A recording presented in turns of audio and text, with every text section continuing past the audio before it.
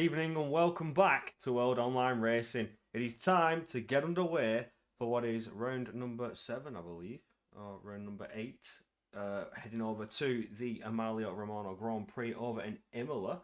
We're having its 19 turns, 4.909 kilometers long circuit, and only one DRS zone and one detection point, making overtaking very, very difficult here. You may only have one chance to do it coming down towards Tamburello as you get to 2 and 3. But it can get a little bit tricky here, especially with how difficult it is in this game to overtake with that dirtier. My name is Corey Brooks, one of you two commentators for this evening. Join with me in the booth. It's Max Ring. How are we doing, my friend? Everybody, pleasure to be back once again. And yes, I'm good, thank you, Corey. It should be a brilliant race this evening, and the title could be decided tonight. How are you on this Monday evening, Corey? I'm excited to say the least. Like you mentioned, that the title could very well and truly be decided. We'll take a quick little look at that now when I pull up the standings. You can see that Rapasa quite a stretch clear in the standings after the British Grand Prix being round 7. And Ryan Modler has a lot of work to do if he hopes to stop Rapasa from taking that championship tonight. But it's very close, very, very, very close to like done and dusted. He's got it in the bag. The points are in the bank. And I think, is he there? Can I see his name? Oh, I don't know. I'm not seeing. Yes. He is there. Yes, Rapasa is racing. So all it takes is P5 and above to secure it, really, because he'll be 75 points ahead depending on where Modler finishes there tonight, and it could be well and truly done. It certainly could be. It's going to be, of course, going to be a real showdown between Modler and Rapasa here this evening. Of course, last time out at Silverstone, the 100% streak of podiums came to an end, but he kept up that top 5 finishing streak, did Luca. So he still has that going for him. But the thing is as well, in situations like this, Corey, the pressure is on your shoulders. You know you can wrap that title up. You know that the destiny is right within your reach. And that's when the mistakes could be made. The pressure could get to you slightly. And we could see it go on for another week, and it might not be decided till Suzuka. You don't know. Modler still needs to deliver on his end. And if he scores no points this evening, definitely we see Rapasa as champion. But yeah, Ryan Modler needs to capitalise on potentially some poor form coming Rapasa's way, because he can take this title all the way to the wire if he does.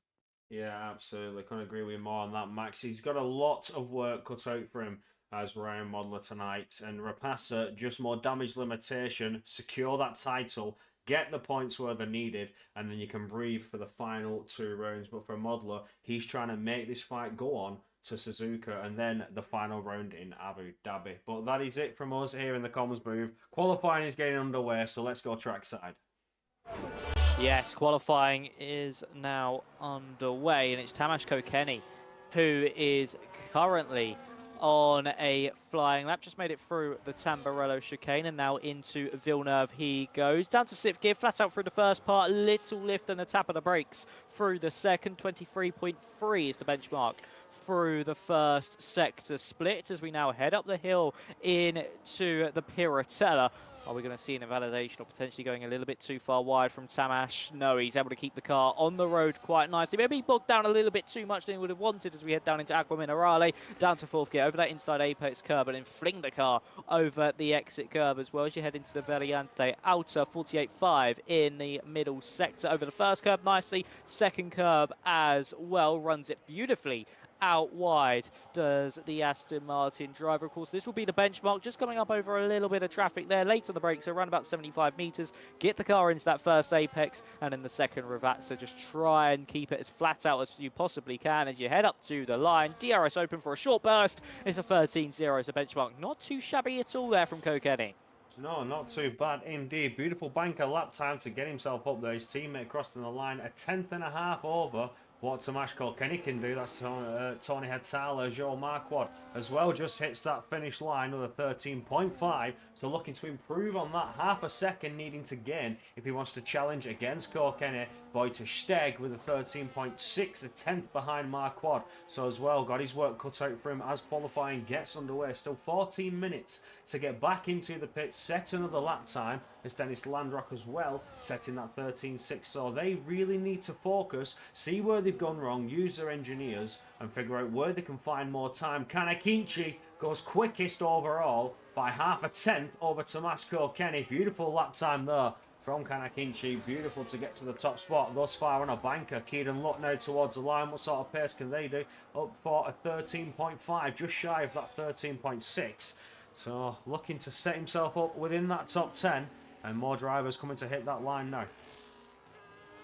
Yes, they certainly are. We've, of course, had Pepe Marti and for sure retired. They both have quality bands. Here comes Luca Rabassa to the line. He goes third fastest. The championship leader gets his first lap time on the board. Ryan Modler, his championship rival, wasn't able to do so. What about Diego Zorzo, the Spaniard, who won, of course, in Baku and then followed out with a second place at Silverstone? He goes sixth fastest, 13.2 from him. So super close throughout the field so far. Of course, a very technical circuit where time can be found at every single inch of tarmac. But of course, it's still a very short lap indeed. So time is going to be quite close between these drivers as Van Selter is now going to be heading up to the line. A little bit deep through Ravazza 1 and the same again through Ravazza 2. It seemed to be a bit of a scruffy end to this one. Yeah, Florian Van Zelter we saw going on from the end of Sector 1, crosses that line, 13.5. Couple drivers struggling to get into that 13 flat area, 13.1 area, where you see P1 down to P9 are around that mark, and then you get to that 13.5 split time, 13.5s down to 13.6s for P15. Ryan Grob doing that double 80, so it seems comes down towards the line or comes to hit pit lane. Does hit pit lane, so having a bit of a wobble on his lap. And not too shabby, not too happy with that one, unless he tried to do that into his run and save a set of tyres. As we know, lobby restarts are not going to happen unless there is some form of grid drop penalty to come their way, as Florian Van Zelter sends it flying around Paratella to get back to pit lane. Yes, he certainly does. Of course, drivers will now be coming out onto the circuit as well to potentially start, for Lucas Baesner at the very least, their first run of the session. Or they're going to be coming out to try and improve on that lap time they have already set. And Lucas Baesner in the kick Sauber is going to be go for his next attempt. It's a little bit overcast in the distance, so could there be some late rain on the horizon for the drivers? And that's why they're getting in and out so quickly, as we now see Baesner through the Tamburello chicane. A little bit scruffy through there, but let's see what a kick Sauber driver can do for the rest of the lap. Yeah, comes up towards Villeneuve now, getting around nice and bonny. Very easy to run it wide and catch yourself in that gravel though, but deals with it well and gets around the Herpin-esque of Tossa.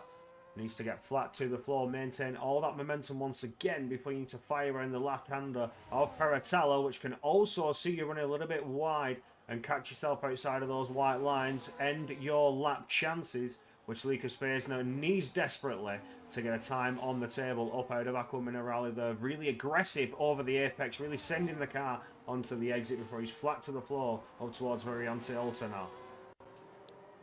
Yes, Lucas just trying everything he can on this first proper attempt to see if he can break at least into that top 10. Is where he'll be aiming probably.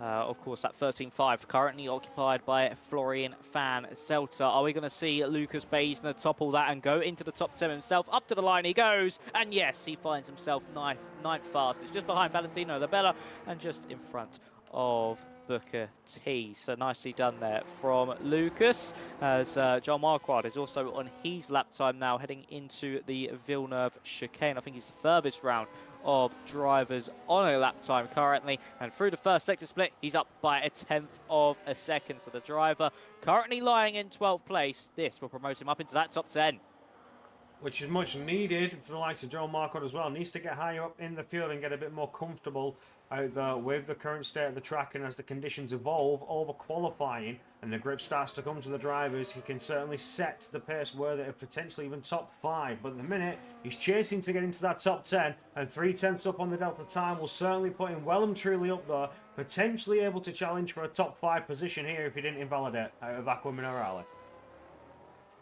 Ah, yeah, unfortunate there for Joel Marquardt to invalidate. Of course, he knows his time in the bag, so he can still come out for one more run and then go again. But that puts a lot more pressure on his shoulders than he would have liked, as we now see more drivers heading up to start their laps and also to be finishing them as well, as we have Wojtek Steg currently. He's just finished his lap. He's stayed 15th fastest on 13.6. Not much found in terms of an improvement. Dennis Langrock will be next up to the line. 800ths up on his previous time. What's this going to be as he crosses the line? Can he find any more time? Yes, he can. Must have had a very scruffy final sector. A 13.369 for the Alpine driver, as more drivers are now heading up to that start-finish line. The McLaren driver of Keaton Lutt, I think. No, it will not be Lutt next. His teammate Daniel Gottschalk just starting his lap. Let's go to Tony Hitala, who's just exiting out Aqua Minerale. Crucially, a 10th.5 up.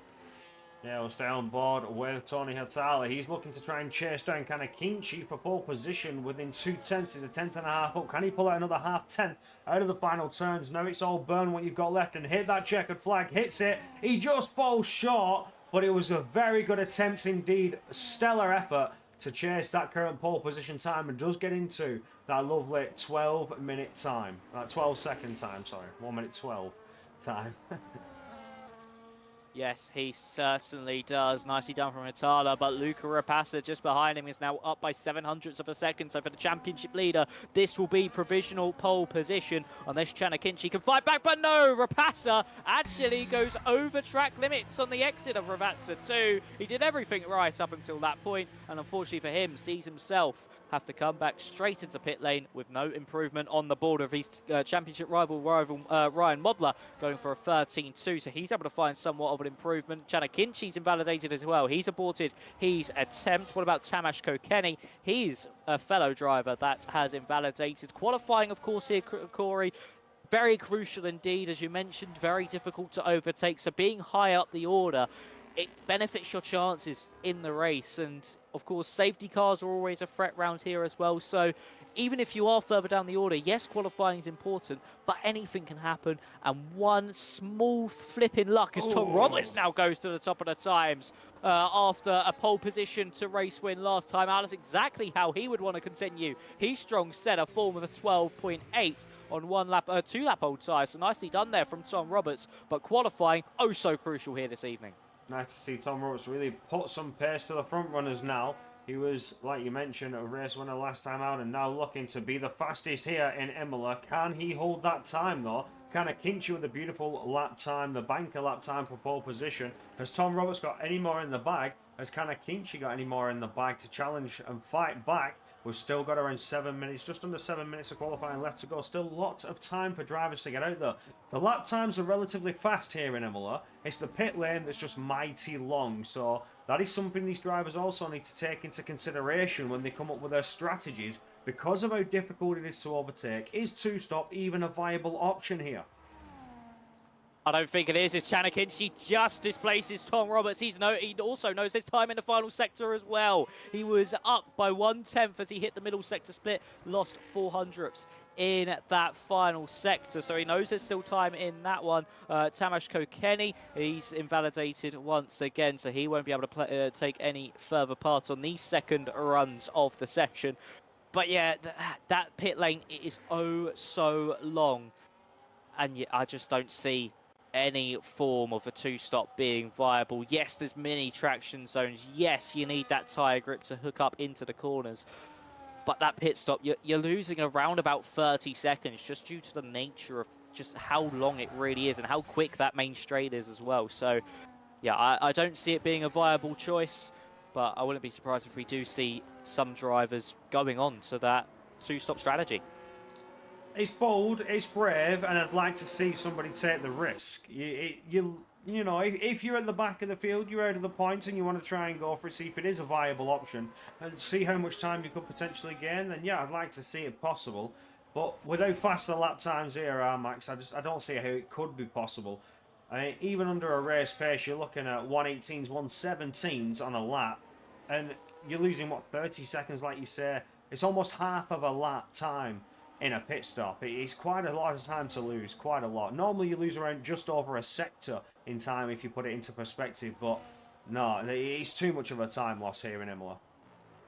It certainly is. It is a real big deficit to your overall race time.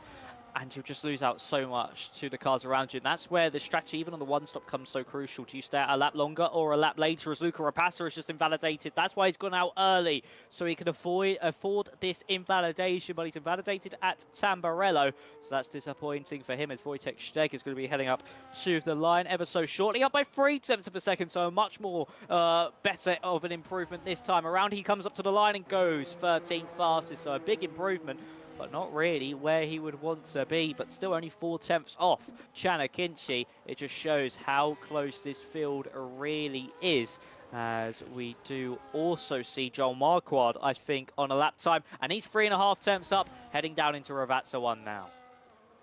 Joel Marquardt absolutely sending and screwing that Racing Bulls left, right and centre. He's got 2 Ravazza corners to go. Those 1, those 2. Keep it within the white lines. Very easy to run it wide and catch yourself in that gravel as you're trying to get on the power as quick as possible to get the momentum to the checkered flag. Only improves up 1 position with a 13.3.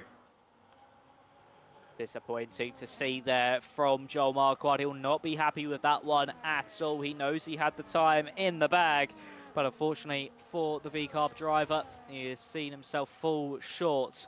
And Luca Rapassa is lining up for another attack at things. Let's stay on board with your championship leader as he's now heading down that main straight. Tom Roberts has retired. He thinks he can't do any more, and that is the best he is going to get from this session. So from Rapassa, he's made it through Tamburello this time around as he now heads into the Villeneuve chicane. What are we going to be seeing in this first sector split? Are we going to see an improvement or a time loss? He's got a bit wide through Villeneuve, and he's down by 0.02 of a second. This could be crucial here, Corey, and for your championship leader, he could start to see himself tumble down the order with the track evolution.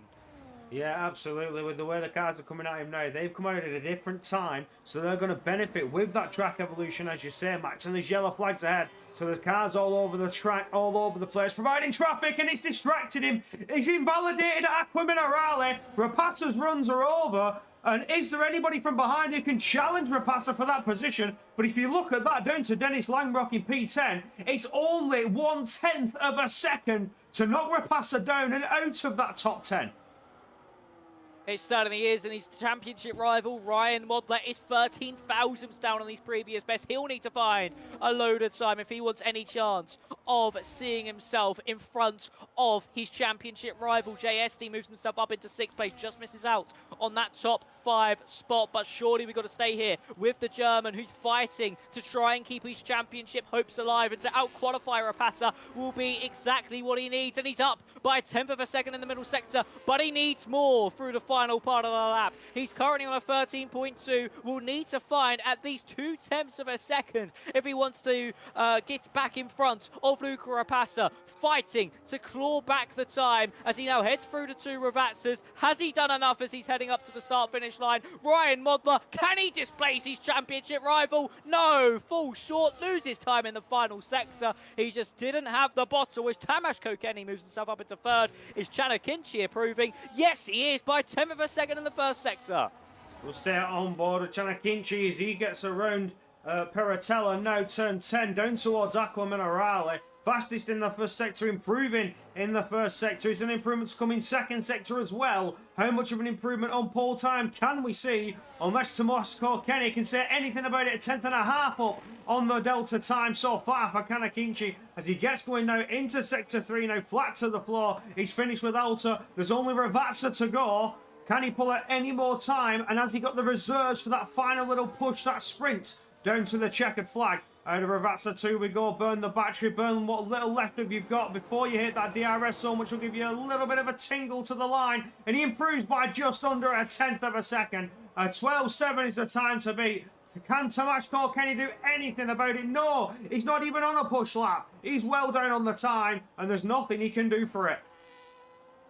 No, there certainly is not, and Valentino Labella is only up by 900ths in that middle sector as well, but he could still see himself go up into that top 5. He'll be wanting that. Labella, a disappointing season so far from the Kick Sauber, well, the reserve driver, should I say, as he now heads up to the line. Labella, what's this going to be for him? And he does go 5th fastest, just displacing Luca Rapassa. And that will be a much-needed confidence boost. But for Chanakinchi, that final lap was really flexing the muscles. Knew it was safe, but still went out and got an attempt on the board. And he was just under a 10th clear of Tom Roberts, who carries on his strong streak as he comes off that race win in Silverstone. And he said last week it wasn't really a strong track for him. Well, certainly proving otherwise. 2nd place on the grid. Well, things are starting to look Tom Roberts' way, I've got to say. Starting to get more challenging with those front runners, scoring podiums and race victories. Lovely to see that from Tom Roberts to get into the mix. Normally you see the same names up on the top spots. It's nice to see somebody fresh challenging the top. It certainly is indeed. And of course, with that, Tom Roberts is also fighting with Ryan Modler to try and close down that gap to 2nd place in the standings. Of course, mathematically out of championship contention is the Alpine driver, but he currently lies 33 points off the back of Ryan Modler. So still plenty of time to see himself take that 2nd place away. But your qualifying results are as follows. It's Akinci from Roberts, Kokeni, Hirtala, Labella, championship leader Rapassa doing exactly what he needs to do, out qualifying Modler. ST, Basner, Fanselter, Langrock, Zorzo, Modler down in 12th, disappointing qualifying from the man trying to keep his hopes alive. Gottschalk, Lutz, Booker T, Steg, Marquardt, Grob rounding out your drivers with a time. Then it's Pepe Marti and Verschoor, who of course had their qualifying bans, but this now is going to be a race of attrition. It's going to be all down to strategy, very difficult to overtake, and will weather play any part of things? Well, it's certainly looking a little bit dry so far as we already get ourselves to the track. As we know, no unfair grid drop penalties for anybody, so we are green light to go, go, go. The drivers will get themselves ready and apply those setups to how they see fit, which will be absolutely crucial here in Imola to what could be gaining positions, never mind race victory, just to etch up the field. It's going to be very difficult to overtake. You've only got one DRS zone to use to your advantage if you have the gap close enough to even use it to your advantage. Drivers are going to prepare all lap to defend against that straight because they know that is where the action is going to be. Coming down into Tamburello, which classes as turns 2 and 3, although it's a bit pathetic of a turn 1 if you ask me. Yes, Tamburello should be turns 1 and 2, but who am I to judge what corners are? 2 and 3 is where the action should be, because that's all you really can do, and that's DRS aided. It certainly is, and the only other place you can really go for a lunge, I would say, around this circuit into another corner is Toza, probably the hairpin down just past the Villeneuve chicane. But we're about to get underway, Corey, so take us to the lights. That is 5 lights lit, the drivers are ready, and it is all go, go, go. Beautiful getaway from our race leader, but he's not without threat from Tom Roberts straight away off the race start. He's done a beautiful run and a beautiful getaway. He's challenging for the race lead already. Can he get around the outside into Tamburello? No switches to the inside. Will no benefit from that inside line. Was able to keep that Alpine well and truly in the door, and it's dived into the lead. Further back, we have the Aston Martin boys side by side with Luca Rapassa trying to defend his position. He's dropping down to P6 at the minute after trying to charge up through the field, but he's not getting there thus far. JST managing to maintain P4 and separate those Aston Martin boys. Tony Atala looking to try and defend now against Luca Rapassa. Rapassa looks for the outside around Peratella. Can he make that stick? No, he's forced to the runoff, but he still manages to keep his foot in the door before Florian Fanzelta manages to get a move down into Acqua Minerale. All the action's going off, but Luca Rapassa has just been right there in the fight and has ended up losing only 1 position on the start. Yeah, lovely stuff there from Luca Rapassa to try and fight his way. And he's a championship leader, but he's taking all the risks he possibly can. But has dropped down a few places. But it's lovely to see a champion driver fighting for the championship who has that points margin actually push things and not play things safe. He's made it 3 wide into the Villeneuve chicane, didn't come out on top in that one, and he's dropped down to that 7th place. His championship rival, Ryan Mothers, found his way up into 10th, as we might see a move from Chanakinchi onto Tom Roberts. Is he going to be close enough onto the brakes? No, he's not, as Ryan Grob, unfortunately, has retired. And that's disappointing to see from the Red Bull. He picked up a 3-second time penalty and just retired from the race after that, as Wojtek Steg has dropped down the order quite substantially. The only driver on the hard compounder tyres, and I think he's got some front wing damage as well to boot. Yes, he does. Both end plates are missing on the Haas, so disastrous for Steg. And for Tom Roberts, it was a dream getaway from second on the grid. Yeah, Tom Roberts couldn't have asked for anything more though. Absolutely switched on at that race start. Managed to get the jump, managed to get the drop. On Chanakinchi, was just left sleeping a little bit, and then Tom Roberts, perfect attack, held that racing line, got his elbows out, knew that if he took the race lead there and then, that he would be in control, and now just tries to settle into that rhythm, needs to manage those tyres a little bit more. Wojtek Steg, however, being the only driver to start on the hard tyres, you see, has had the biggest struggle on the race start, and is now suffering with damage. That strategy has been absolutely destroyed. He's now going to have to try and focus on keeping the car going in a straight line. If he's going to box here and now, two-stop is certainly going to be the factor for Wojtek Steg.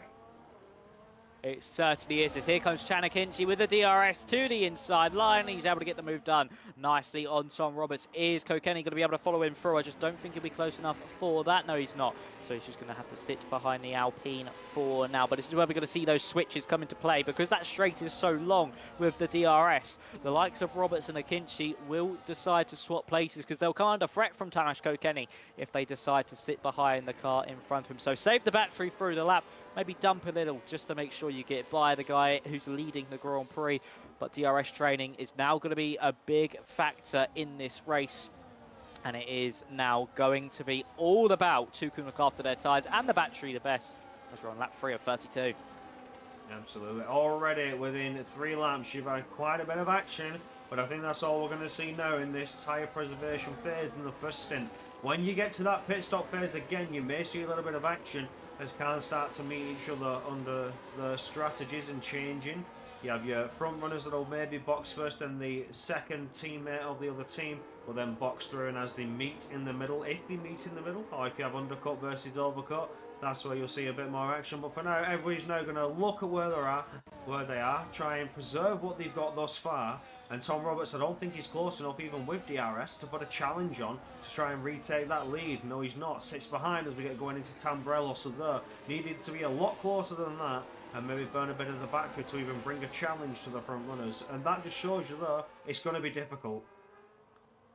Yeah, it certainly is going to be difficult indeed, and it seems that Akinci just has that upper hand at the moment over Roberts at this phase of the Grand Prix. She's able to break away that little bit more from the Alpine and what Roberts was able to do from the Mercedes. So we might just be in this stage of Roberts saving those tyres, making sure he does keep within that DRS range, but not being too aggressive with it, not following all over the back of Chan, and maybe allowing the Mercedes driver just to wear his tyres away as we head into the Variante Outer. And for Tom Roberts, he's looking to try and take back-to-back race victories, and he left it to the dying embers of Silverstone. Can he do the same here in Imola and take a second win in a row? I've got to say, I feel like Tom Roberts is very comfortable there in his element with his getaway on the race start. Certainly showing he is switched on, ready to rock and roll. Can Chanakinchi, however you say that. He was just left a little bit sleeping, a little bit unaware, but now seems to have locked in a little bit, got onto the focus, and like you say, is able to break away a bit of breathing space over Tom Roberts, with Tom able to close up a bit more under DRS, and maybe potentially using a little bit of the battery just to see where the gap is going to be, how much it's going to drop, and test the waters as such. This is what the drivers like to do. It's that mind game. So even though you may be 7/10 back, if he burns, say, 20% of the battery down the straight, how much time is that going to gain him? How much of the battery is he really going to need for that penultimate lap attack? Exactly, that is what it's all going to be about. And I mean, in that sense, of course, when you're going for that move on the penultimate lap, you are trying to dump everything you can. You are using all the battery and just making sure you get that position away. But of course, you want to save some and then be able to build that battery back up and try and put away in the process if you get it done on the penultimate lap. On the final lap, It's a bit more of the riskier option, of course, because you've got that one opportunity down into the first corner with the DRS. But, of course, you can burn all that battery, and you gain so much time with the DRS and battery and slipstream effect on this game that it will really just be a breeze by on the car in front. But Chanakinchi holding firm for now. He's doing quite nicely at the front of the field. Florian Van Selter is actually following Tony Hirtala quite nicely as well, down in that 6th place currently. He's had a good start to things. Your biggest gainer in this Grand Prix is actually Florian and it's actually for sure, but Florian and Diego Zorzo have 3 each, whereas for sure has 4. And then your biggest loser is Valentino Labella, down 8 places. Same with Dennis Lamrock. So they've both had disastrous starts to this Grand Prix. What I have noticed more than most is Florian Van Zelter. He's doing what most drivers normally do down back straights as such. He's moving out of that dirty air wherever possible to try and keep that engine nice and cool, where you see everybody else following on in the train. He's, there you go, braking that air, braking that toe, trying to keep the engine cool. I think this is what's helping him stay so close. That engine's not overheating, he's getting the lines perfect, he's got the acceleration to do so, and there again, braking out of that hot air, trying to keep that engine nice and cool. He certainly is, and that engine power is so crucial that he will gain from constantly doing this. And as you say, that is why he is keeping with the Aston Martin of Tony Hirtala. He's just being able to use that. See, he's doing it again. He's just being able to use that clean air, that cool air coming into his engine through the cool box on top. And it's just allowing him just to get that power out of the corners, be able to have that little bit of a better torque and a better acceleration out of the corners as well. So for Florian, he's playing this one really nicely. I wouldn't be surprised if he gets past Tony within a couple laps and then sits behind JSD and does that for, say, another 4 or 5 laps at that point, and then constantly do the same thing, because it is oh so crucial, and it plays such a big part into this racing that Florian is doing it so well at the moment. Yeah, absolutely. It might not look like a lot, but I have been noticing as he's doing it in certain corners where he would have been, say, 3.5 tenths a lap before. As he's come back around on this lap, lap 7, rather than it being 3.5 tenths, it was 2.5 tenths. He's chipping away hundredths of a second, corner after corner, just by getting that extra torque, that little bit extra power, being able to stay within that line. And I think now, maybe he's sizing up an attack. Is he close enough to do that? Has he put enough pressure on Hirtala ahead? I don't know, that gap's starting to open up a bit, but you see Hirtala having a little bit of a wobble there out of Ravazza too, so maybe you're starting to see that Hirtala's struggling here. I think he certainly is starting to see Tony struggle at this stage, as he's actually dropping away from JSD over the past couple of laps. Has Hirtala, that gap was around about 3 to 4 tenths of a second. It's now flickering between 5 and 6. It's actually Joel Marquardt has been able to make his way past Booker T through Tamburello. So nicely done there from Joel, as he moves himself up into 14th. Of course, had the pace to be in the top 10 in qualifying. Unfortunately made that mistake and looking to make amends. But with this circuit being very much like Monaco, without the walls of the very natural track limits around here, it's extremely difficult to make your way up through the field unless you have a late safety car and you stay out long. So for Joel, he's going to have to try do everything he can. But Florian has started to drop back slightly, and he could now fall into the clutches potentially of Luca Rapassa.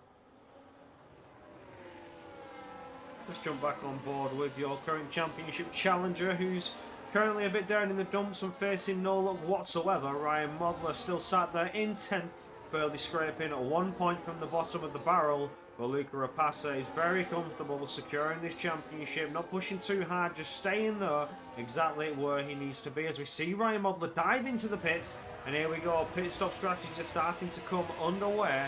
9 laps thus far for some medium runners. Other drivers looking to extend a little bit longer. Wouldn't surprise me to see 12, even 13 laps on these mediums. Yes, it certainly is going to be probably Chanakinchi, Tom Robertson, Kokeni really trying to eke out this stint.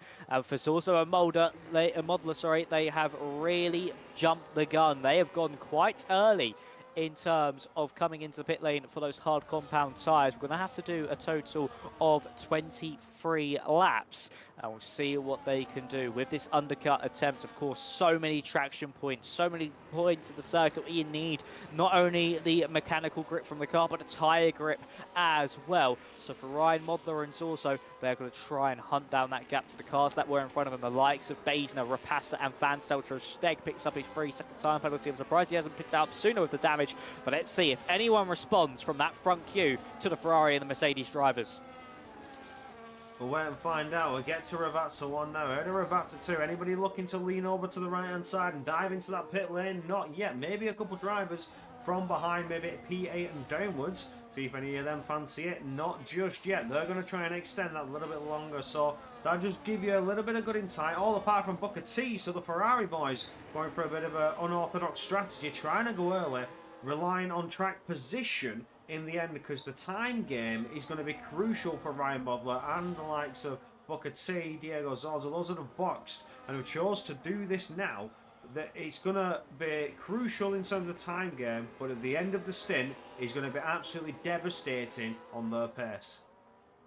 It certainly is, but also with that, the fact it's so difficult to overtake around this circuit, you can really hold up the cars behind and maybe make them squabble amongst themselves, and that could be what Zorzo and Modler are trying to do. Use this undercut, gain as many positions as possible, and then when we get to that, say, final couple of laps, when everybody else has got that quicker pace, as Marquardt and both Booker T have now picked up 3-second time penalties, but when we get to the end of that race, when the drivers around them, like, say, a Kokeni and SD, who they've managed to undercut with this strategy, have that quicker tyre, have more pace, they can hold them up and allow them to squabble amongst themselves so they can get a little bit of a gap for that main straight. So it swings and roundabouts. There are many pros and cons.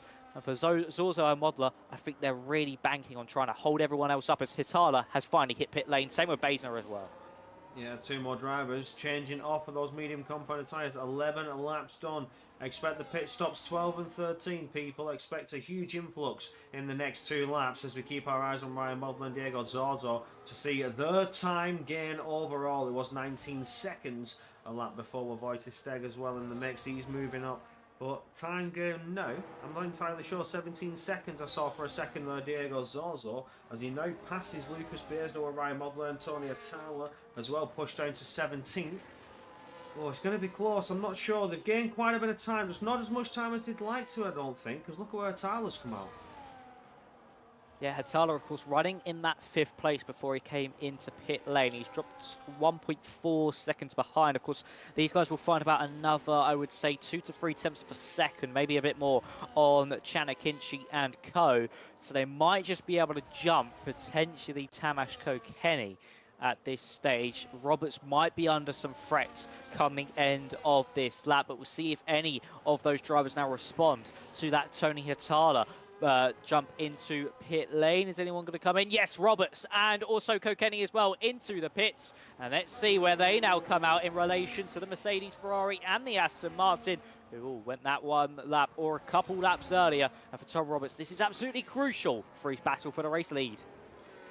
Oh, just on that, we saw that huge influx into the pits, and at the same time, Luca Rapassa making a nice, crispy, clean move. Around Florian Van Zelter to get up into current P2, but he's not official P2 yet to complete that pit stop, which I expect to see the rest of the drivers in at the end of lap 12. But for now, it's all eyes on Ryan Modler as he's trying to gain all the positions possible. He's got a challenge to bring to Luca Rapassa.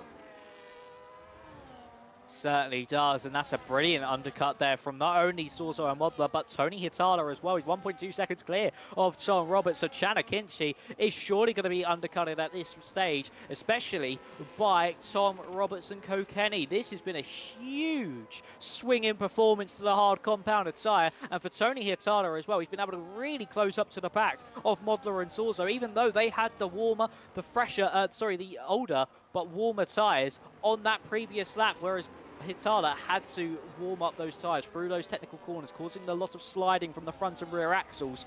But he's still been able to keep within DRS ranges. Chanakinchi comes into pit lane. The Rapassa, Fanselter, does the Bella carry on in this one as well? Yes, he does. Now for Chanakinchi, where does he come out? Potentially behind JSD at this stage.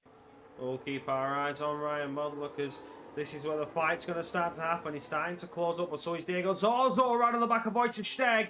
He's looking for the inside line, the outside line, but he's allowing Ryan Modler to close up on this fight. We could see a three-way fight coming down into Tamburello. Yes, we could even a four-car fight into Tamburello. As there goes Tony Atala trying to get into the mix, as all three just get through on Wojciech and stay in the order as they were. But they got mighty close to contact indeed. And Wojciech at this point has become a bit of a barrier coming down to Villeneuve chicane. Yes, Wojciech is a rolling roadblock at the minute. He's really holding up this field. Now JST stuck behind the Haas driver. Has actually picked up, I thought he picked up a bit of the front wing damage, did the V car, but no, he's just been able to keep his car in check, as now Lucas Bass is going to be getting by as well. And look at Chanakinchi, he's falling all the way to the back of this train, and he's going to be falling a little bit further back from it as Wojciech will fight him aggressively into Aqua Minerale. More contact made between the Haas and other cars. And Akinci makes his way through. Rapassa will fall to the back of this train as well. He's also been able to get past Florian Van Selter as Van Selter comes into pit lane. But for Rapassa, he's going really long in this stint. I think he's hoping for a huge tyre deficit come the end. Yeah, I mean, he'll certainly benefit from that. Absolutely. He's going to have the freshest tyres out of the lot with the way he's going so far.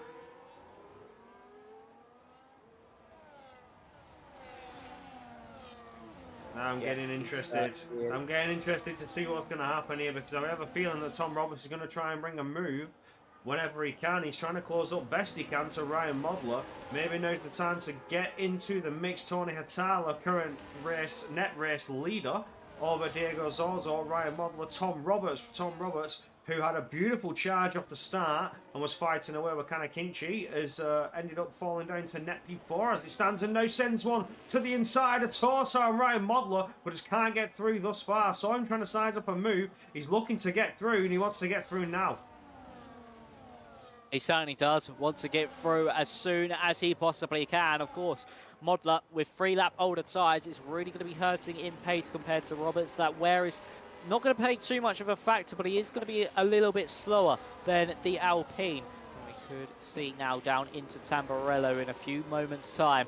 The Alpine driver get by on the Ferrari. Luca Rapassa now comes into pit lane on lap 14 of 32 with a real big tyre deficit to the cars that were around him. And he'll try now use that overcut that he's technically got on the tyres on to a stronger strategy near the end of this race. Look how big this queue is. It goes all the way down to Chanakinchi. DRS will be open for everybody behind Tony Hitala, and Akinchi might actually be going for a move here, Corey, on Lucas Baisner as we head into Tamburello. Oh, he is going to dive to the inside. No, backs out of it. Smart thinking there. Doesn't want to risk any contact. Certainly knows that he's one of the fastest men in the field. Just needs to get through this pack safely, because he knows when he's back at the front, he can certainly bring the challenge to Hatala, Zorzo, Ryan Modler. Yes, he certainly can. And look at that, Akinci really just trying to find any gap possible. And he's managed to get the up and under out of Tozer. And I think as well, Tom Roberts coming under pressure from Tamas Kokeni. Yes, he is, as they head up into the Piratella. And Kokeni just has to sit behind, but it's allowed Roberts to now attack Modler and Aqua Minerale. That would have been bold, but it just wasn't brave enough. Was the Alpine driver, thought better of it, and he decides to sit behind, but Modler is defending for his life. He knows every position is now crucial for his championship proceedings, and now currently lying, of course, in 5th place, will be a net 3rd compared to Rapassa being down in 13th. This is oh so crucial, as Akinchi's been able to get past Baisner into the Variante Alta. The Mercedes driver. Tomas Kenny side by side with Tom Roberts. Tom Roberts off! And he's dropped 2 positions. Sorry to cut you off there, Max, but that was big. Tom Roberts went side by side. Tomaszko Kenny brought a challenge into Ravazza and ended up forcing him off and showing him the gravel. And he's dropped another position. Ended up behind JST at this point. Lucas Bays now managing to get past Kanakichi once again after these two have been squabbling away for just over a lap now. That was a crucial move there from Tamas Kokeni. Not only was it to get past Tom Roberts has actually fallen down behind SD as well, but he might be going for a move. Now up into Tozer, he's gone to the outside line as the Alpine driver. Can he put it off on the traction? He'll try now, drag race up the hill into the Piratella. If he's on the outside line, he will have the opportunity to swoop it round, but no, he just has to sit behind once more. And that's really allowed Ryan Modler to have a bit of a breath of fresh air. He can just relax a little bit more. Kokeni, it's about 8 tenths behind as we exit out of the Aqua Minerale, and he can just really now focus on saving those tyres a little bit more. Chanakinchi fell back behind Lucas Baesner through the Variante outer, and crucially as well here, Corey, all that squabbling in amongst this pack has brought not only Luca Rapassa, but Van Zelter as well. Absolutely, and has allowed Keenan Lutz to tag onto the back of Rapassa as well. But there goes Florian Van Zelter. Chanakinchi had a moment into Rapassa. Florian Van Zelter taking no prisoners, saw that open door and died for it. This has allowed Rapassa to get a run on Chanakinchi now. He's looking for the inside line into what would be turn one, down towards Tamburello. Is he going to stick it? Yes, he is. Luca Rapassa goes through with Florian Van Zelter, and it's disaster for Akinci. He's just dropping positions left, right, and centre, and has now picked up a 3-second time penalty. That's disaster there for Chanakinchi, and I think further up as well, Lucas Baesner and Tom Roberts went side by side, and we had a Valtteri Bottas George Russell near incident there between the pair as Baesner went completely onto the grass and went through one of the polystyrene meter boards. So some drama there as well, as Roberts getting his elbows out into fence, as Hirtala at the front of this train is just going to be looking behind him, looking at all the mess that is being made from these drivers and thinking, I've got a really strong chance of winning this Grand Prix. And we'll see if he can win as a reserve driver. The second reserve driver win of the season it will be, as Andre Molnar, of course, won one as well in Monaco. But for Tony Hirtala, 6/10 clear of Diego Zorzo at the moment. Are we going to see any moves be made into the first Ravazza? No, Rapassa just not close enough onto the back of Van Zelter. But with this gap now Van Zelter has to Baesner, he can use that to push out of the second one and now potentially get the move done on Tamburello on the kick Sauber. Yeah, we'll keep our eyes on that Haas driver. He could be potentially under threat as well from Luca Rapassa behind.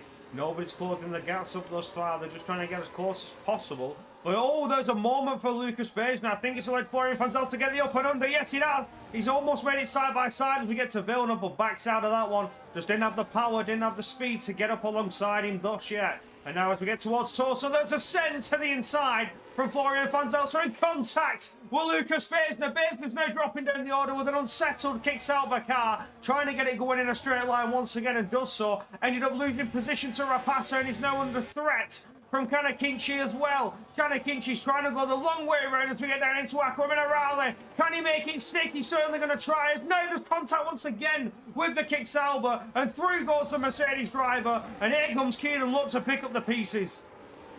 Yes, he certainly does, and in all of that, Cocaine's been able to get past Modler as well, as we now head down into the Ravazzas. Lutt wasn't able to get past Baesner. Rapassa trying to get past Florian Van Zelter here, and does get past Van Zelter, so he moves himself up into 7th place, crucially for him, and he's now got Tom Roberts locked on into his sights. To be DRS open once more for these boys, heading down into Tamburello, and Kokeni might be looking to go for Diego Zorzo as well, as Zorzo going to use this opportunity to attack Kokeni's teammate off Hirtala, as Rapassa is getting past Tom Roberts, and he does get by Tom Roberts into Tamburello, now into Villeneuve. We also have Kokeni all over the back of Diego Zorzo. No move being made there, but is he going to go for the lunge into Toza? Oh, he's looking all over the rear of that Mercedes. It's looking mighty tasty indeed, looking for any way he can make a meal of it.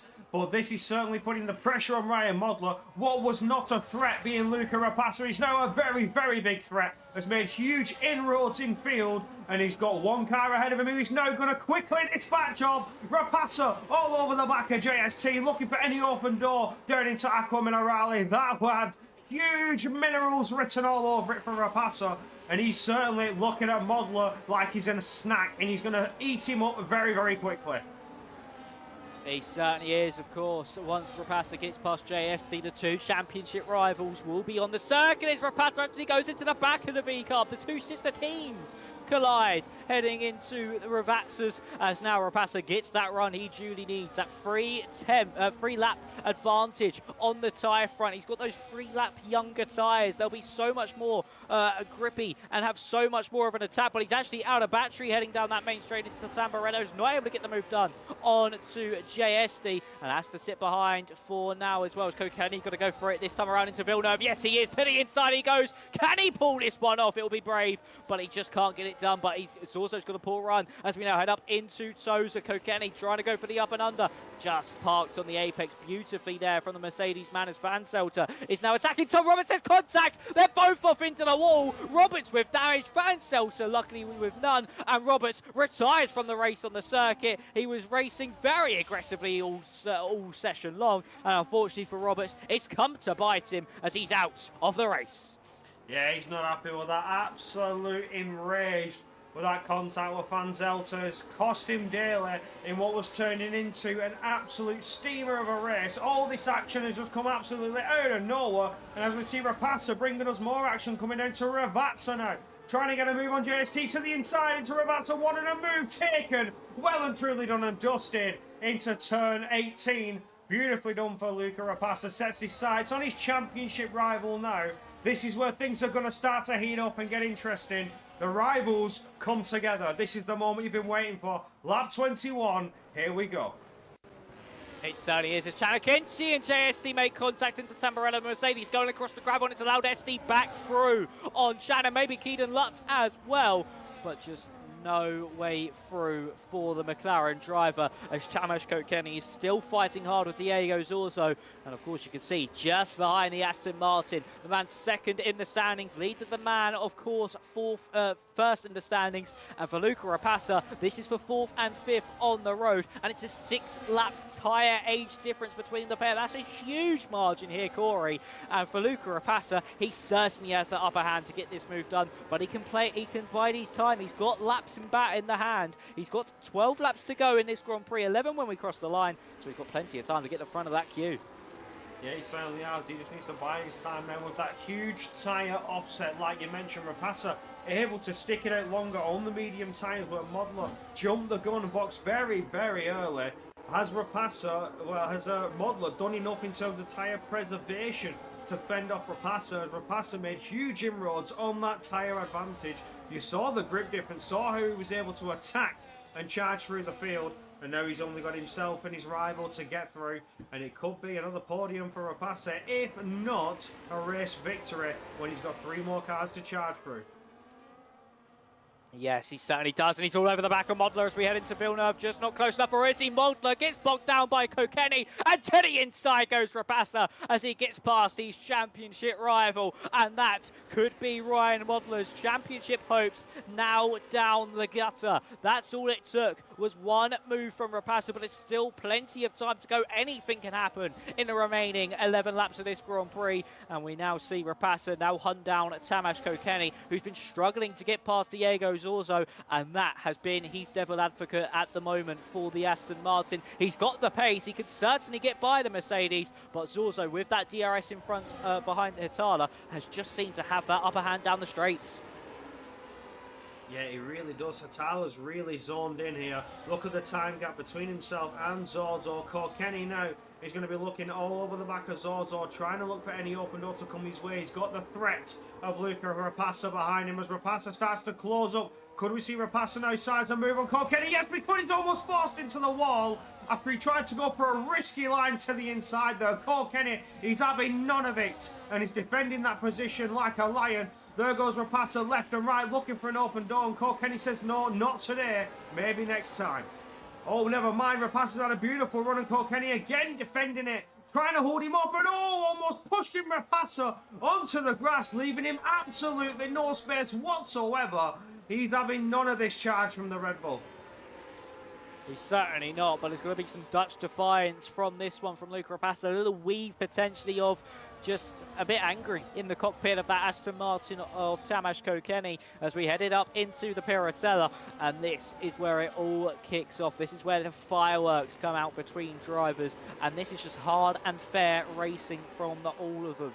This has just been an absolutely spectacular Emilia-Romagna Grand Prix, and it's probably been one of the best races of the season thus far due to how much battling we've had on the circuit. You could see all the way down to 13th place are still within this DRS train. That's unheard of usually at this stage of a WR Tier 2 race. It's Pepe Marti from the back of the grid going to the outside now, and Florian Van Telter is going to get that move done. No, he is not, just sitting behind for now, and Rapasa is really shaping up this move down the main straights. Yeah, he certainly is, but as he learned his lesson from last time out, he knows Kokeni's not going to give it up easy. He needs one hell of a send and a Hail Mary as he does into Tamburello. Kokeni tries to defend the slight contact between the two, and the Red Bull is forcing his way through on the exit of turn 4. Beautiful stuff from Luca Rapassa. He says, oh yeah, you want to get rough with me? Well, I can get rough straight back at you. And Rapassa moves up into the podium spot, sets sights on Diego Zorzo ahead. Yes, he certainly does. Can Rapassa return to winning ways in this Grand Prix? That is going to be the real question, for sure. Gets his way past Langrock, and they're actually going to still potentially be squabbling up into the Piratella, but no. Having just to sit behind for now is the Alpine driver, and Pepe Marti is now going for the attack once again on Van Selter, and he can't get the move done either. So both Williams drivers trying to make their way up through the field. They both tried that overcut like Luca Rapassa, and it's working into their favour. Marti to the inside, for sure to the inside. Are we going to see both Williams drivers head up through the field? It's a lovely switchback if Marti's able to pull it off, and for sure shown the door from Lucas Baisner as well. And crucially for Rapassa, he's not as close this time round to Diego Zorzo. Potentially a mistake has come his way. All that squabbling with Kokeni just gave him too tough of a hill to climb over the course of this lap to get close enough for a move on the Mercedes driver. Yeah, absolutely, but Pepe Marti is close enough to get another run, potentially charging on Florian Van Zelter. Yes, he is. Burn a bit of the battery, move on through, easy pickings. But now it's Florian Van Zelter forced into a defensive posture from Lucas Baisner behind, as he's also trying to defend against Forshaw. Here goes Forshaw with a beautiful run, the up and under. Can he get a move down into Villeneuve chicane? Yes, he can on the entry. Dives ahead, and that's another position done and dusted. The Williams boys making inroads. That's Kanakinchi as well, fighting hard, going side by side with JST. Kanakinchi just etching ahead a little bit more as we get to Piratella. Can he stick the move in contact? Off goes JST and clatters the wall. I heard that, and JST is out of here. You're out of here, and there's a safety car.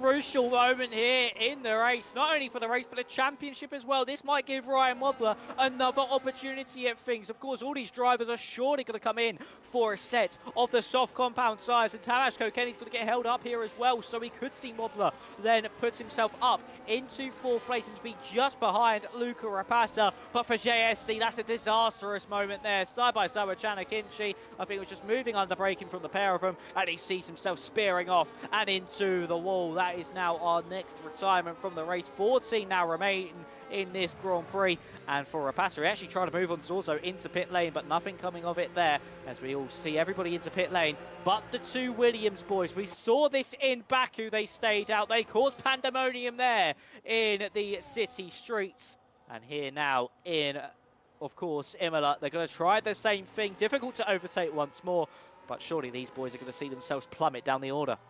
Well, with all the action that we saw and how powerful it is to just have a couple of lap fresher tyres, those 10 and 12 lap old hard compounds are going to do absolutely nothing against all these fresh tyres being applied to these drivers' cars. Notable mention, Chanakinchi is on mediums. Luca Rapassa has gone for softs. Everybody else seems to have gone for the softer, the harder tyre compound, because they are all on hards.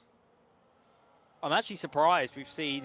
I said that they would go on to the, of course, soft compound tyres, but of course I completely miscounted how many laps were left.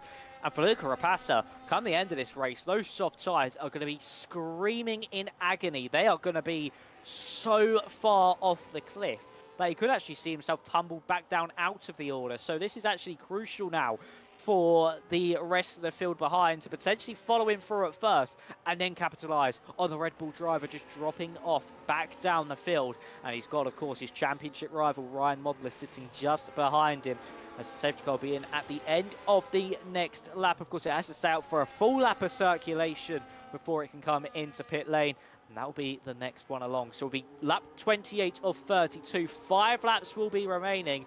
Will Rapassa's softs be able to hold on? Oh, I mean, you hope they'll hold. You do 5 lapper races and you know that the softs can hold for 5 laps.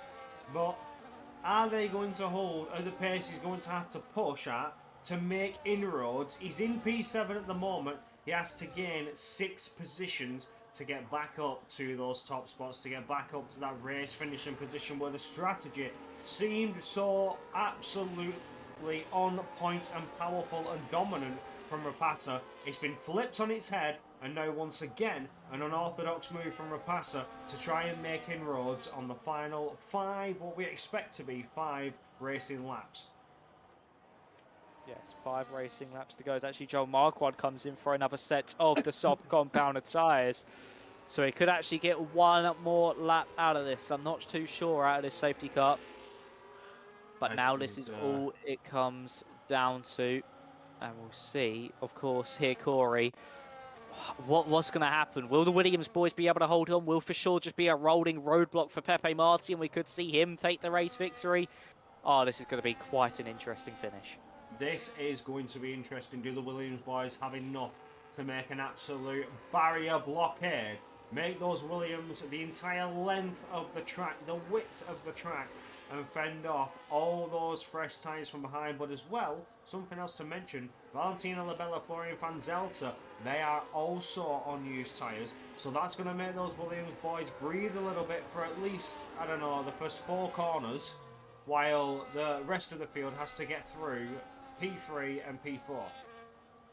Yes, they certainly do, and the safety car is now in at the end of this lap. Pepe Marti now becomes the de facto safety car, and he wants to get on with things. He knows he hasn't got a lot of time left in this race, and he knows those hard tyres will fall down throughout the field, and we are back to racing action. We go green here in Imola, and it's been a beautiful start to this safety car for Pepe Marti, but Valentino Labella's all over his teammate on for sure as we head down that main straight into Tamburello. Are we going to see a switch from the 2 Williams drivers? No, it's a brilliant defense there from for sure against Labella, but also look at Tony Hitala all over the back of Van Seltzer. It's 14 lap old hards versus 2 lap old hards at this stage of the Grand Prix, and the Aston Martin looking to the outside line. This is going to invite Diego Zorzo back to the inside, and once again hard tyre run is benefiting Zorzo when it comes to a late safety car. He's managed to swoop around the outside, and so has Rapassa as well, and Florian Van Seltzer is falling down the order. He's falling backwards, and Hitala's hard work has become undone. Yeah, absolutely. Everything that Tony Hitala has tried to make work has been thrown well and truly out the window.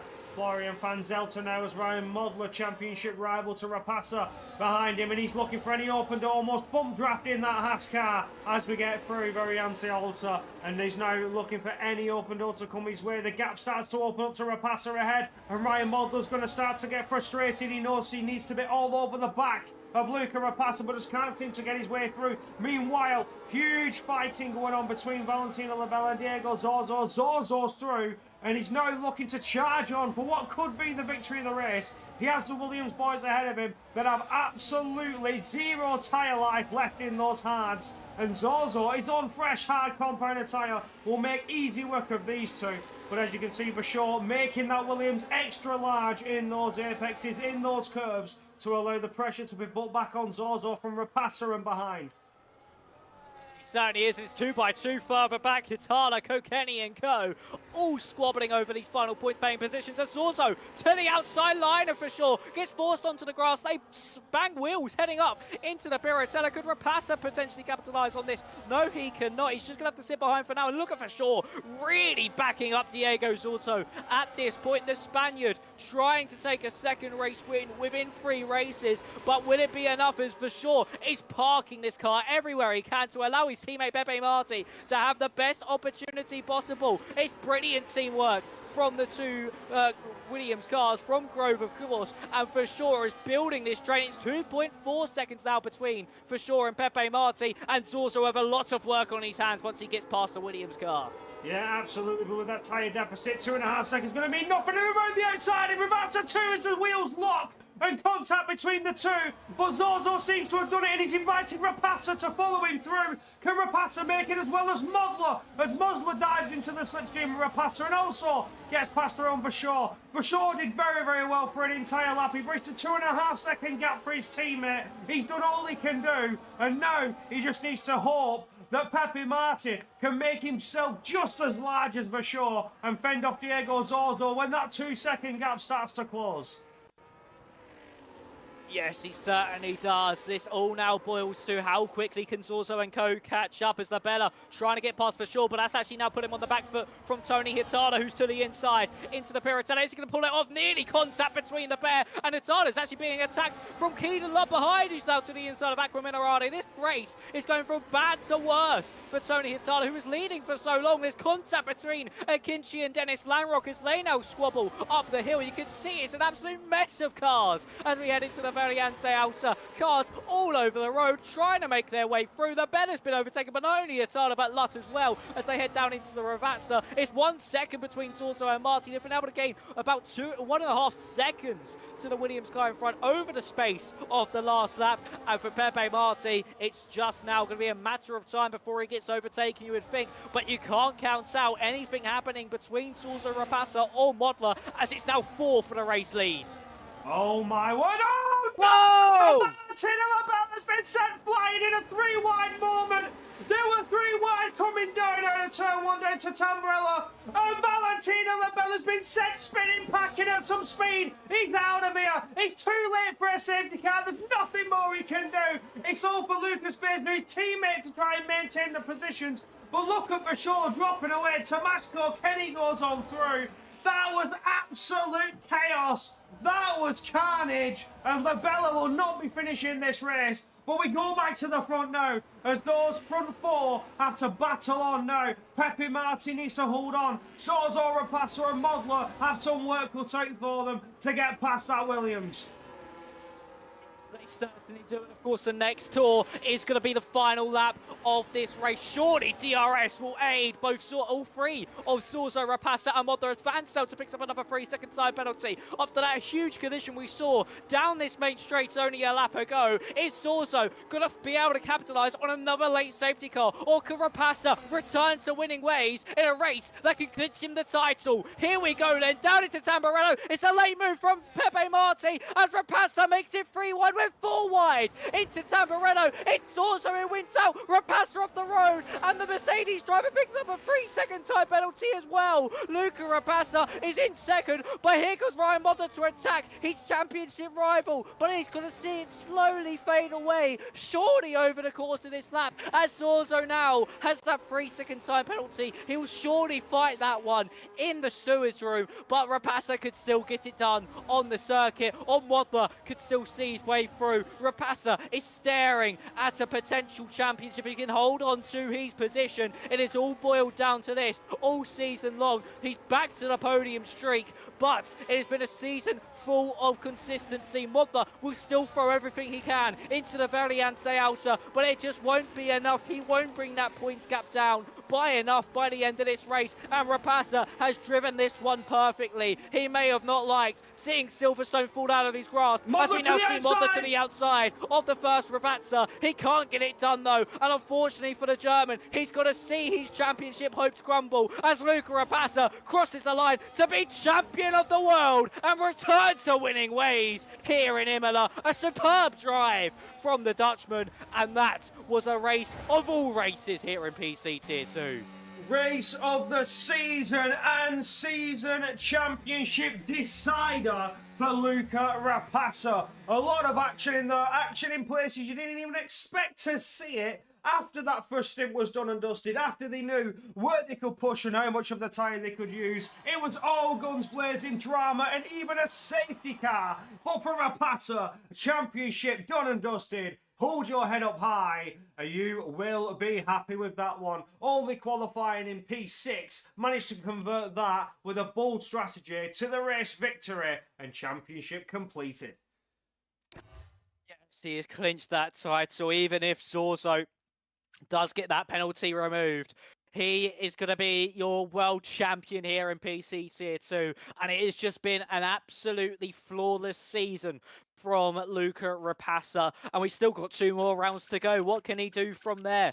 But look at that across the line. 200 separate the top 2 in the standings at that stage. It's Rapassa, champion of the world from Ryan Modler, who just saw his championship hopes from 12th on the grid. A valiant effort finally collapsed at the very end. Zorzo, Pepe Marti held on for 4th. Langrock, Basner, Kokeni, Hitala for sure, Marquardt, Fanselter, then Lutz and Chanakinchi, and the Bella, Esti, Booker T, Robert Stegg, Gottschalk, and also Ryan Grob round out your DNFs for this evening. But the headline of the night here, Corey, it's Luca Rapassa, and he's hit that jackpot. He has won the championship here in PC Tier 2. Absolutely. What a race to be held. What an Emilio Romano Grand Prix. Imola doesn't fail to disappoint. Last game, it was track limit heaven. This game seems to be the place where the most action's happening, though we've seen in season 21 going into the F1 25 game cycle. The season's rounding off, coming to a close. The drivers have now got a well and truly good feel for the game. Some pace is starting to emerge from some drivers. Tom Roberts, I look towards you, my friend. And this is where things start to spice up. So season 22 certainly opens the door for defending champion Rapasa, or maybe even a newcomer to take the top spots. Yes, it certainly does. And Rapasa really here, Corey, has just been a class above the rest. I mean, for 6 rounds in PC Tier 2 to finish on a podium position in every single one and only finish third in one of those races once, that's unheard of at this caliber of racing. It is just insane how consistent he has been. A lowest finish of 5th, and that came last time out in Silverstone, and he's bounced back instantly into a winning position. He's just been so clear of the rest of the field. And it was just a matter of time until he clinched that title. He could have done it last time out. It fell through his grasp. But he was able to make amends. And it was just absolutely amazing racing as well. What a way to crown a champion with a race like that. Absolutely. And, honourable mention as well for those Williams boys doing all that they could to make themselves a bit of a roadblock. I'm pretty sure Pepe Marti ended up finishing third there. So they stayed out. They caused havoc like you expected them to, Max. And, paid off in the end with the podium. It certainly did, and I actually think it was a 4th place for Pepe Oh, Marti. But still, a valiant effort. They both had quali bans, and Pepe Marti started last, finished 4th. A spectacular drive from him. But we've both Zorzo and Rapasa in the commentary box now, Corey, for some interviews. Shall we start off with Zorzo? Of course, the man who finished third thanks to that last gas penalty. Yeah, absolutely. Now, officially on the track, it was P1, but given a 3 second time penalty. First thing I've got to ask you, Zorzo, is that removable? I don't know. Maybe I don't even know. Just so many things happened, but yeah, we'll see. Well, again, thank you for joining us, and let's have a rundown of how things went. How were you feeling in qualifying there? You were certainly bringing a little bit of pace and challenging those front runners, but strategy seemed to be where it's all at. So let's have a rundown. How was your race, mate? Well, quali was a completely disaster. I was like 5 tenths of PB, which PB wasn't even fast, but yeah, it was just horrible. And then well, strategy was a bit aggressive. I boxed lap 8, and I thought like I would make it like just about on the tires, and then a safety car came out, which I don't know if it helped me or not, but just put things more interesting at least. Yeah, nice. It was bold. We did call it out. You boxed quite early compared to the rest of the grid. You and Ryan Mulder as well, I believe, followed through and boxed very, very early, managing to hold out. But the safety car as well did manage to save you though. So was did that safety car, was it needed? Would you have made it to the end? I think I would, yeah. I think I was gonna finish on about 80, more or less. I was trying to save as much as possible, but having Tony with 3 lap fresher tires in front wasn't easy. But yeah, I was doing my best. I think I would have made it. Like, I don't think I would have had a puncture on 81, 82%, but anything can happen. So Yeah, absolutely. But no, again, congratulations on P3, and we'll see what happens if you watch your replays. You can get that 3 second back. You never know, it might be a race victory to add to the belt. yeah, I think, and congrats to Luca for the championship as well. Yeah, thank you. Max, any questions for Diego from yourself? Yeah, a couple from me, Diego. Of course, congratulations. That was a brilliant drive from yourself. Just talk us through those final few laps after that safety car. That just seemed like absolute chaos. How was that from a driver's perspective? Well, as soon as I saw there was 4 people who didn't box, and 2 of those were Williams. Yeah, I mean, yeah, I just thought the worst would happen, but I just had a bit of luck overtaking Tony, and I think it was Florian. And then there was a bit of lag overtaking another car, and then yeah, it was tough. It was tough trying to overtake both Williams, but I pulled it off. So yeah. Yeah, you certainly did indeed. And of course, you seem to like capitalising on these late safety cars. You did the same in Baku as well. But of course, we head over to Suzuka next week. Of course, it's a bit more of a trickier challenge, Suzuka, compared to Imola in terms of overtaking. Really, only a couple more key zones than Imola. Are you strong around there, and are you racing next week? Well, I don't know. Quali is not the best, not the worst. We'll see. The only 2 races I did there, I broke my front wing, so let's hope the same does not happen again. And I'll fight for the P2 in the standings. I'll try to. Yes, hopefully you do get up in that battle and potentially see yourself finish second in the standings. But yeah, congratulations, mate. A superb drive from yourself, and yeah, hopefully we'll see you next week. Thanks, guys. Bye bye. And then we move on to your newly crowned PC Tier 2 Season 21 champion, Luca Rapatta. What a season you have had. Podiums all the way around, apart from last week and then this week, to come back with a bang, take the championship with a victory and an almighty strategy. So huge congratulations to you, and let's have your little rundown of how that went. Yeah, first of all, thank you. Yeah, the race quality was quite terrible actually. I fumbled my like every lap. Then I knew I was gonna go long for the race. Um, I overtook basically everyone pretty quickly, and then I was just sitting behind Zorzo and Tony. I think I had like 6 laps newer tires than Diego, so it would have been I would have been an easy win. Then the Saitka came out. I thought softs will be fine for like 4 laps or 5 laps, but they were terrible in the last 2 laps already. Yeah, I knew it wasn't going to be chaos with the Williams people, but yeah, it overtook them, and then Zorzo pushed me over in turn 1, so couldn't overtake him there. But apart from that, it was a good race.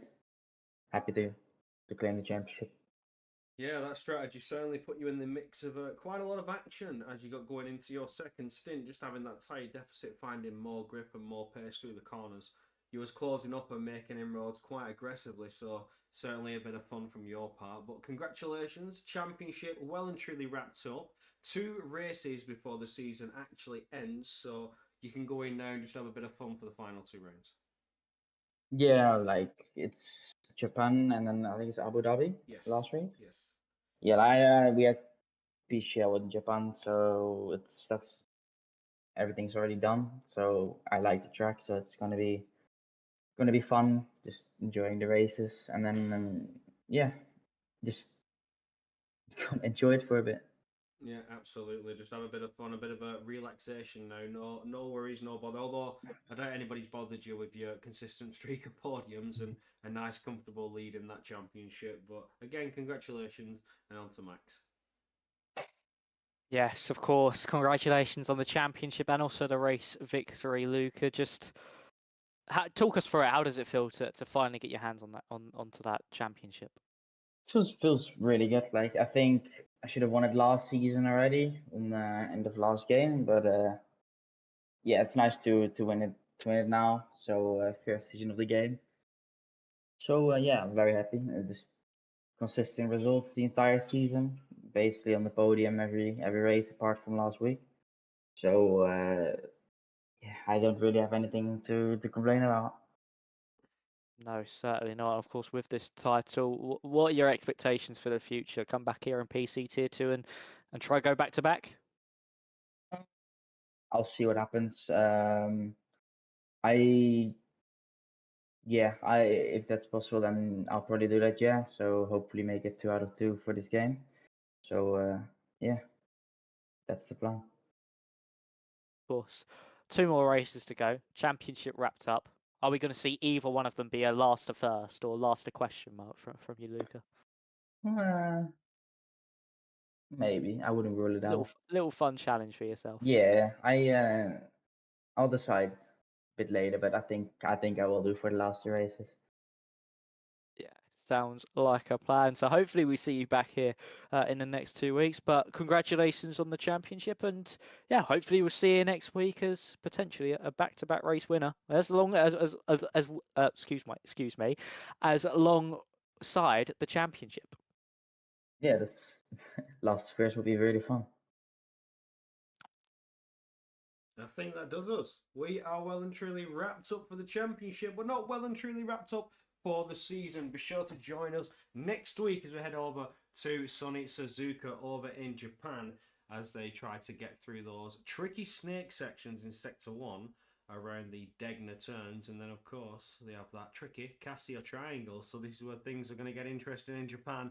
How is it going to fare in the F125 game with it being very difficult to overtake? That is the question. You saw here and now unorthodox overtakes in Imola. Maybe that's what's to happen to come your way in Suzuka, Japan. Then for the season finale, we have the one and only Abu Dhabi Yas Marina. What a way to finish it off. But Max, thanks for joining me tonight and excited for next week. Oh yeah, 100%. Gloves will be off. Rapassa potentially doing a last to first. It's going to be an amazing end to the season. So even though the championship's over, there's still plenty to play for. Second place is still very much up in the air, and we don't know who could come out on top in that one. But it's just been such a fun season to watch, and that race was just chaos throughout.